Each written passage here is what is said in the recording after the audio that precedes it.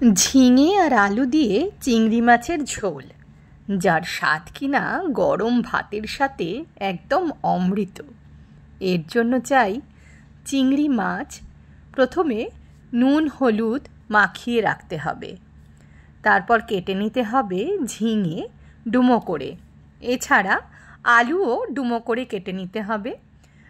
2 থেকে 3টি পেঁয়াজ কুচিয়ে নিতে হবে, আর 4-5টি কাঁচা লঙ্কা চিড়ে নিতে হবে। এবার শুকনো খোলায় সাদা তিল, মৌরি, পোস্ত, অল্প নুন আর একটি শুকনো লঙ্কা দিয়ে কিছুক্ষণ ভালো করে ভেজে নিতে হবে। ভালো করে ভাজা হয়ে গেলে পরে এর মধ্যে অল্প সাদা সর্ষে দিয়ে অল্প সময়ের জন্য নাড়ানাড়ি করে নিতে হবে।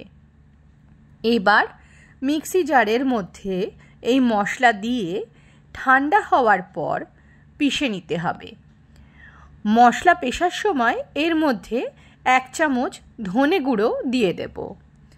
আর অবশ্যই রান্না করবার সময় খেয়াল রাখতে হবে যে এই মশলার মধ্যে আমরা নুন দিয়েছি, সেই জন্য নুন পরিমাণ মতোই সব ক্ষেত্রে দিতে হবে।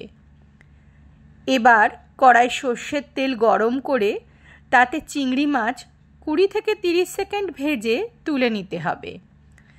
তারপর ওই তেলেতেই কাঁচা লঙ্কা চেরা, কালো জিরে এবং জিরে দিয়ে ভালো করে ফোড়নের গন্ধ বেরোলে তার মধ্যে কুচিয়ে রাখা পেঁয়াজ দিয়ে কিছুক্ষণ ভেজে নিতে হবে।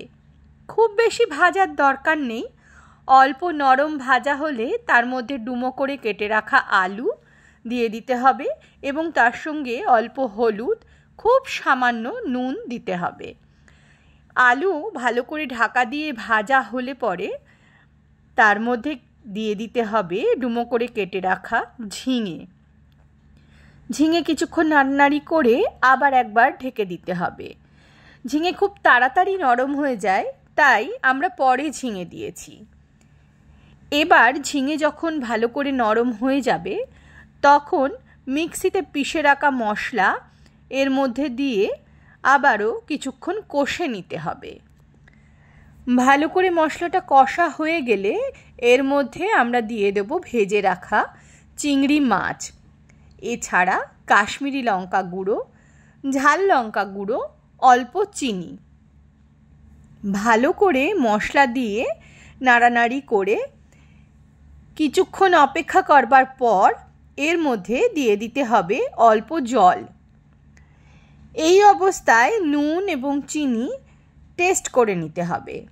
এবার ঢাকা দিয়ে ফুটিয়ে নিলেই তৈরি হয়ে যাবে আমাদের আলু দিয়ে ঝিঙে দিয়ে চিংড়ি মাছের ঝোল, যার স্বাদ কিনা সত্যিই অতুলনীয়। একবার যদি এই রান্না বাড়িতে না বানান তাহলে এর স্বাদের উপলব্ধি করা সম্ভব নয়। ঠিক এইভাবেই একবার বানিয়ে ফেলুন বাড়িতে, তাহলেই দুপুরের ভাত কিন্তু একদম জমে যাবে।